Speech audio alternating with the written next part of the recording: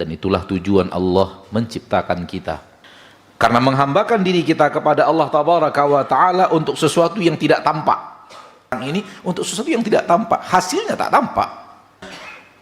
Sulit bagi seseorang untuk melihat ada hal yang luar biasa di balik aneka ragam penghambaan diri kepada Allah Subhanahu wa Ta'ala. Kalau tidak, dia hanya menjadi sebuah rutinitas, kebiasaan rutin yang harus dikerjakan. Masih mengikat agama kepada perasaan, merasa bahwa itu baik, kenapa tidak boleh?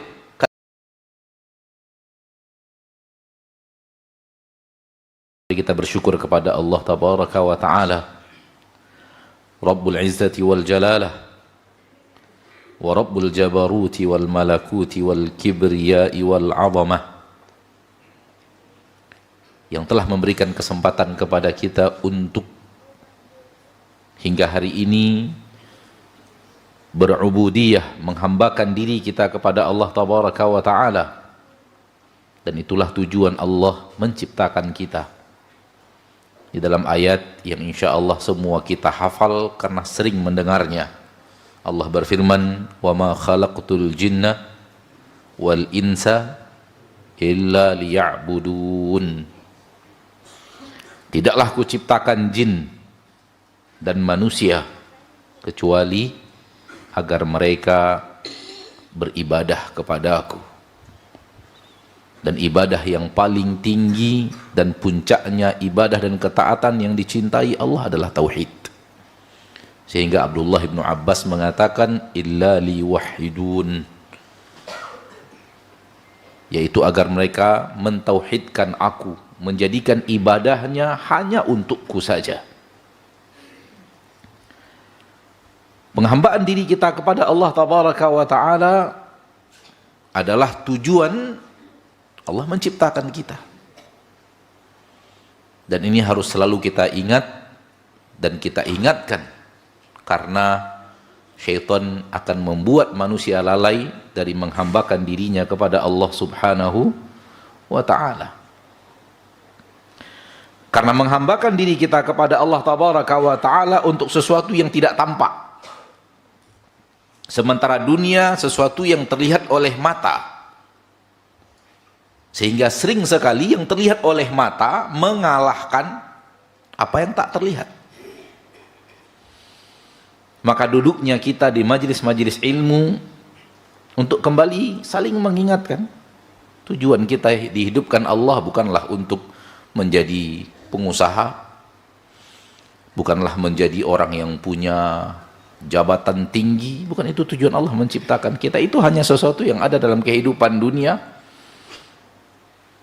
tapi bukan maksud dan tujuan penciptaan. Dan semua itu akan sirna pasti. Harta, tahta, nama, popularitas, semua itu pasti akan sirna, itu pasti. Boleh jadi sirnanya di saat kita sedang hidup Allah cabut. Dan alangkah banyaknya bukti-bukti bahwa Allah Tabaraka Ta'ala mencabut dari seseorang hartanya ketika dia masih hidup. Allah mencabut popularitasnya ketika dia masih hidup. Allah mencabut pangkat dan jabatannya, dan alangkah banyaknya ketika dia masih hidup. Sehingga hilang semua kebanggaan-kebanggaan duniawi. Namun karena seringnya disebut dan nampak oleh mata, dia begitu menggiurkan. Akan tetapi ketaatan untuk sesuatu yang tidak tampak, salat kita, puasa kita, qiraatul Quran, duduk di majlis ilmu seperti yang sekarang ini, untuk sesuatu yang tidak tampak, hasilnya tak tampak. Wallahi kalau bukan iman yang melihatnya, benar-benar iman melihatnya, sulit bagi seseorang untuk melihat ada hal yang luar biasa di balik aneka ragam penghambaan diri kepada Allah Subhanahu wa Ta'ala. Kalau tidak, dia hanya menjadi sebuah rutinitas, kebiasaan rutin yang harus dikerjakan, atau dia adalah ajang melaksanakan kewajiban saja. Dua hal yang berbeda. Orang yang datang melaksanakannya karena ingin mencari kebaikan yang luar biasa, Di balik aneka ragam ketaatan yang dijanjikan Allah Tabaraka wa Ta'ala, kebaikan-kebaikan itu, dengan orang yang datang hanya paksaan hukum wajib. Yang satunya akan maksimal karena dia ingin mencari sesuatu di sisi Allah Rabbul Izzati wal Jalalah, yang satunya hanya sekedar menjalankan kewajiban, asal selesai sudah. Tidak akan ada ikhtiar untuk lebih maksimal, tidak akan ada usaha untuk lebih baik, karena hanya menggugurkan kewajiban. Ma'asyiral muslimin, ma'asyiral muslimat, rahimani wa rahimakumullah. Pada kesempatan yang berbahagia ini, ana dimintakan untuk membawakan materi dengan tema yang sudah antum tahu. Tapi itu kan baik. Itu temanya. Kalau melihat tampang antum, kayaknya temanya nggak cocok untuk antum. Karena tema itu berhubungan dengan orang yang belum punya keyakinan penuh bahwa agama ini pakai dalil. Beragama harus sesuai dengan dalil yang ada. Masih mengikat agama kepada perasaan. Merasa bahwa itu baik, kenapa tidak boleh? Kan itu sesuatu yang baik. Tapi kalau melihat tampang yang ada di depan ana ini, kayaknya sudah mengerti semua bahwa agama itu pakai dalil gitu. Insya Allah.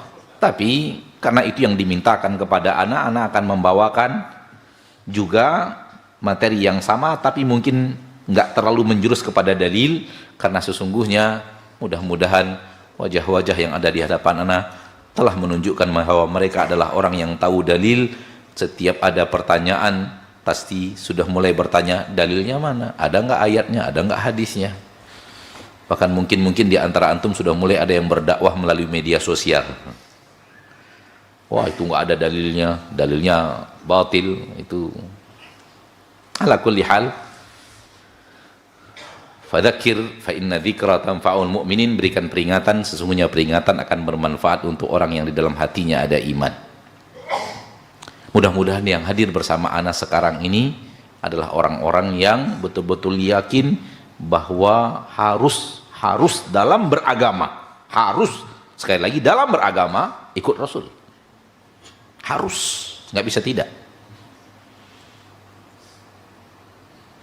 Karena satu-satunya manusia yang Allah izinkan bicara agama dan Allah izinkan mengatakan Allah inginnya seperti ini adalah Rasulullah Sallallahu Alaihi Wasallam. Satu-satunya untuk umat akhir zaman ya. Kalau umat sebelum Nabi Muhammad SAW banyak. Ada Nabi Ibrahim, ada Nabi Musa, ada Nabi Yusuf, ada Nabi Isa, ada Nabi Nuh, ada Nabi Hud, ada Nabi Saleh. Namun untuk umat akhir zaman setelah Nabi Isa,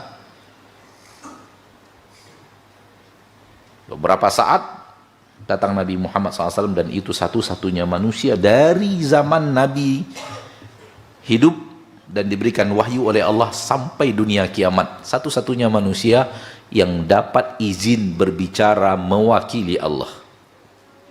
Ini yang Allah suka, ini yang Allah tidak suka. Ini yang Allah inginkan, seperti ini yang Allah inginkan. Hanya satu orang manusia.